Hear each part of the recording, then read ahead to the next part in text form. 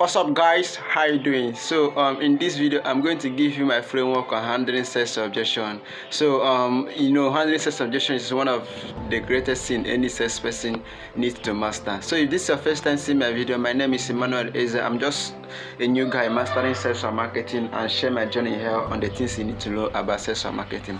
So when I started in sales, I avoid handling sales objections now because I think if I try to handle the objection, I will seem very pushy, understand? I will think the prospect will see me as someone who is very pushy to get the sale. But sometimes I came to realize that I'm doing a mistake. In fact, I'm leaving a lot of money on the table by not handling sales objection. So handling sales objection is where the power of is where your power as a salesperson lies, you understand? So your ability to handle more sales objection is your ability to close more sales. Even if you have the best product ever, you still encounter objections. And here is the thing. And here is the thing, don't take objections personal, you understand? It's personal, it's not take it personal, because I feel this awkward, I feel this guilt inside when a prospect gives me objection. I try to say, like, I feel very bad inside me, but I came to realize that even though you have the best possible product, you will still come up with a prospect will actually come up with objections. So you should be prepared for it, you understand? So in this video I'm gonna give you my the first step of handling such objection and my second step of handling such objection. So you choose the one that best works for you and use it for yourself. Alright, stay tuned guys.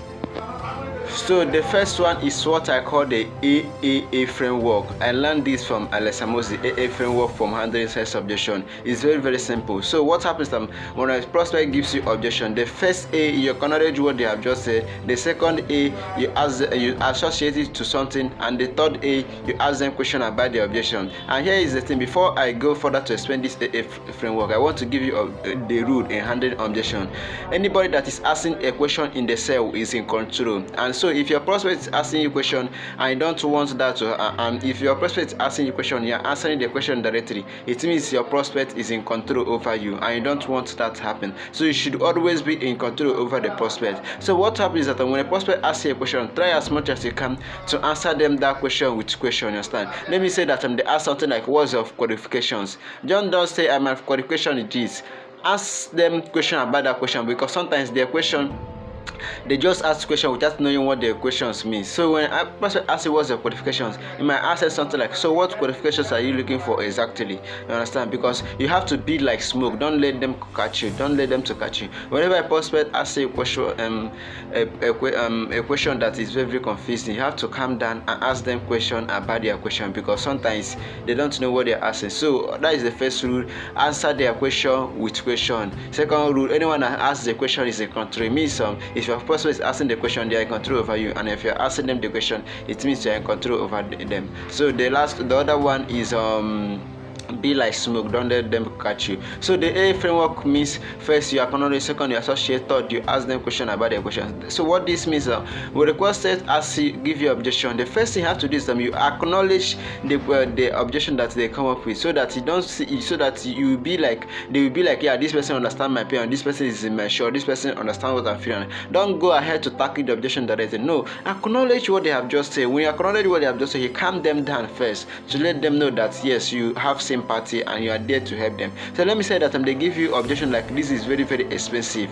Don't go ahead and start tackling them, but he pay for this, but he pay for Netflix, but he pay for subscriptions. No, acknowledge them what they have just said. I say something like, yes, someone, I understand that this is very expensive, because you made it expensive in order to give the highest value as we can. You understand? You acknowledge it. Then after acknowledging it, you associate it to something. You might say something like, in fact, this is what our best customers today do whenever they want to sign up. So the important question about association is that when you associate with something, like you said that, okay, your best customers always have this when they want to sign up, they'll be like, wow, if this person's best customer have this when they want to sign up, it means I can also do best. You understand? So you associate with something. You might say that our best customers always have this belief when they want to sign up, and then you ask them question about their adjustment. You say something like, so what's your budget? You understand? What's your budget? So let's just do in the first one. In the straight line, prospect says your product is expensive. I totally understand that this product is expensive somewhere because we want to give as highest value as we can. So this is what our best customers say when they want to sign up. So Samuel, what's your object? What's your budget about this? So whenever they give you the budget, if you want to lower the price, you can lower it. If you want to recommend to them other products that are cheaper, you can go ahead and recommend to them. Do you see the easy way? Now another easy way I used to handle my sales objection is that this one is the most profitable one, and this one helps you to get more authority. Imagine, so the other one is that I write out all the objection that they normally come up with and ask them, and I write out all the objection that my prospect normally come up with and write it on a sheet of paper. So what happens is that before a prospect come up with the objection, I handle the objection first before they come up with it. So whenever I do this, they always see me as authority. They always see me like, wow, this guy can do my work for me. You understand? So this is how it works. Like the objection, like I know prospect will normally say, this is not in my budget. This is very, very expensive.